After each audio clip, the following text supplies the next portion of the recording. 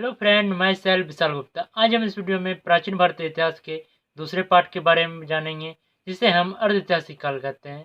तो आइए बिना टाइम वेस्ट किए आते हैं पॉइंट पे। अर्ध ऐतिहासिक काल। इस काल में लेख कला के प्रचलन के बाद भी लेख पढ़े नहीं जा सके।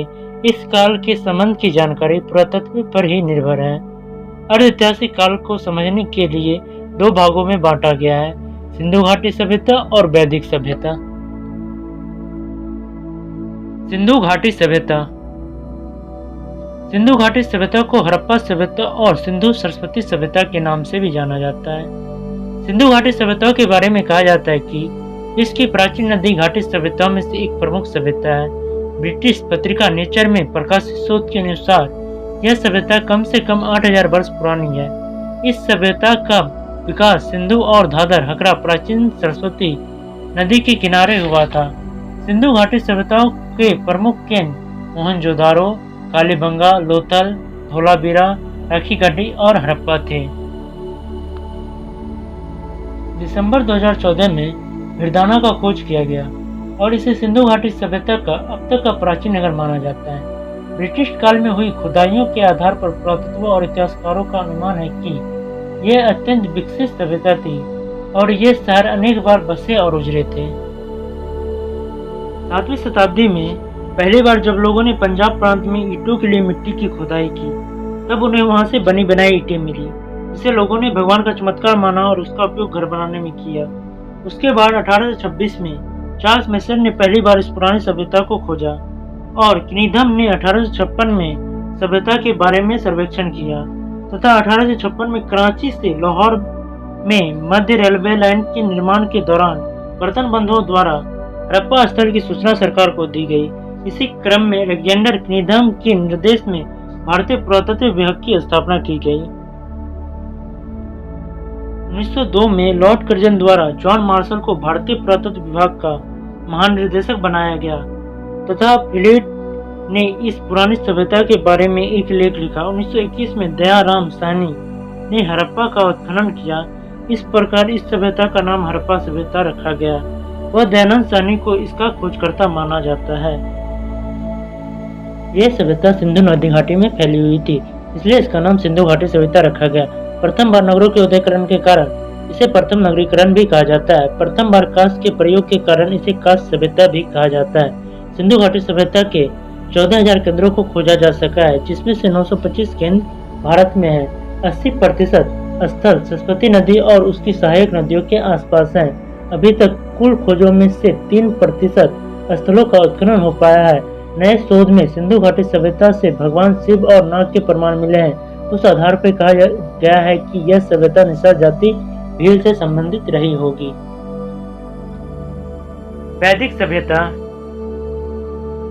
सिंधु घाटी सभ्यता के पश्चात भारत में जिस नवीन सभ्यताओं का विकास हुआ उसे ही आर्य अथवा वैदिक सभ्यता के नाम से जाना जाता है। इस काल की जानकारी हमें मुख्यतः वेदों से प्राप्त होती है, जिसमें ऋग्वेद तो प्राचीन होने के कारण सर्वाधिक महत्वपूर्ण है। वैदिक काल को ऋग्वैदिक या पूर्व वैदिक काल भी कहा जाता है, जो 1500 से 1000 ईसा पूर्व तक बांटा गया है तथा उत्तर वैदिक काल 1000 से 600 ईसा पूर्व तक बांटा गया है। वैदिक काल या वैदिक समय 1500 से 500 ईसा पूर्व तक शहरी सिंधु घाटी सभ्यता के अंत और उत्तरी मध्य गंगा में शुरू होने वाले एक दूसरे शहरीकरण के बीच उत्तर भारतीय महाद्वीप के इतिहास 600 ईसा पूर्व अवधि के दौरान जीवन का विवरण देने वाले प्रमुख ग्रंथ हैं, जिन्हें ऐतिहासिक माना गया है और अवधि को समझने के लिए प्राथमिक स्रोतों का गठन किया गया है। संबंधित पुरातत्वीय रिकॉर्ड के साथ ये दस्तावेज वैदिक संस्कृति के विवरण का पता लगाने की अनुमति देते हैं। वैदिक काल को मुख्यतः दो भागों में बांटा गया है: ऋग्वैदिक काल और उत्तर वैदिक काल। ऋग्वैदिक काल आर्यों के आगमन के तुरंत बाद का काल था, जिसमें क्रम कांड गौण थे, पर उत्तर वैदिक काल में हिंदू धर्म में क्रम कांडों की प्रमुखता बढ़ गई। ऋग्वैदिक काल। इस काल की तिथि निर्धारण जितनी विवादास्पद रही है, उतनी इस काल के लोगों के बारे में सटीक जानकारियां। इसका एक प्रमुख कारण यह भी है कि इस समय तक केवल ऋग्वेद ग्रंथ की रचना हुई थी। मैक्स मुलर के अनुसार आर्य का मूल निवास मध्य एशिया है। आर्यों द्वारा निर्मित सभ्यता वैदिक काल कहलाई और आर्यों द्वारा विकसित सभ्यता ग्रामीण सभ्यता कहलाई। आर्यों की भाषा संस्कृत थी। मैक्स मुलर ने जब अटकलबाजी करते हुए इसे 1200 ईसा पूर्व से आरंभ होता बताया था, तो उसके समकालीन विद्वान W.D. हिंटनी ने इसकी आलोचना की थी।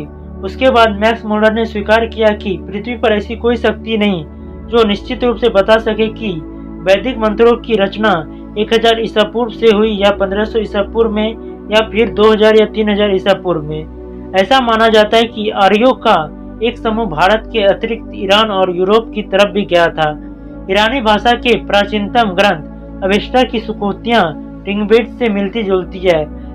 अगर इस भाषिक समरूप को देखा जाए तो ऋग्वेद का रचना काल 1000 ईसा पूर्व से आता है, लेकिन एशिया माइनर में पाए गए 1400 ईसा पूर्व में अभिलेख में हिंदू देवी देवता इंद्र, मित्रा, वरुण, नास्तिय इत्यादि को देखते हुए इस काल को और पीछे माना जा सकता है।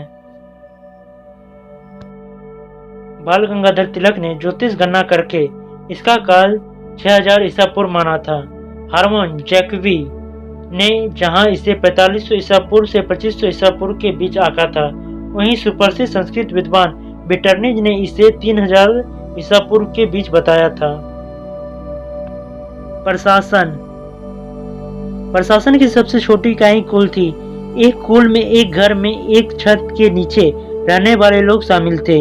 एक ग्राम कई कुलों से मिलकर बना होता था। ग्रामों का संगठन विष कहलाता था और विषों का संगठन जन कहलाता था। कई जन मिलकर राष्ट्र बनाते थे। राष्ट्र का शासन राजा कहलाता था। जो राजा बड़े होते थे उन्हें सम्राट कहते थे। धर्म। ऋग्वैदिक काल में प्राकृतिक शक्तियों की ही पूजा की जाती थी और कर्मकांडों की प्रमुखता नहीं थी। ऋग्वैदिक काल में अन्य विशेषताएं जैसी कृत्यां, निरुक्तियां, यतुधान, सरस्वती आदि के रूप में अपकृत शक्तियों अर्थात राक्षसों, पिशाचों एवं अप्सराओं का जिक्र दिखाई पड़ता है। उत्तर वैदिक काल। ऋग्वैदिक काल में आर्यों का निवास स्थान सिंधु तथा सरस्वती नदी के बीच में था। बाद में वे संपूर्ण भारत में फैल चुके थे। सभ्यता का मुख्य क्षेत्र गंगा और उसकी सहायक नदियों का मैदान हो गया था। गंगा को आज भारत की सबसे पवित्र नदी माना जाता है। इस काल में विष का विस्तार हो गया था और कई जन विलुप्त हो चुके थे, जैसे भरत, त्रिस्तु और तुर्बस जैसे जन राजनीतिक हलकों से गायब हो गए थे, जबकि पुरु पहले से अधिक शक्तिशाली हो गए। पूर्वी उत्तर प्रदेश और बिहार में कुछ नए राज्यों का विकास हो गया था, जैसे काशी, कौशल, विदेह, मिथिला, मगध और अंग। वैदिक काल में सरस्वती नदी को सबसे महत्वपूर्ण माना जाता था। गंगा का एक बार और यमुना नदी का उल्लेख 3 बार हुआ है। इस काल में कौशाम्बी नगर में पहली बार पक्की ईंटों का प्रयोग किया गया था। इस काल में वन व्यवसाय के बजाय जन्म के आधार पर निर्धारित होने लगा। वैदिक साहित्य। वैदिक साहित्य में 4 वेद एवं उसकी सहायिकाओं ब्राह्मण, आरण्यक, उपनिषदों एवं देवांगों को शामिल किया गया है। वेदों की संख्या 4 होती है: ऋग्वेद, सामवेद, यजुर्वेद और अर्थवेद।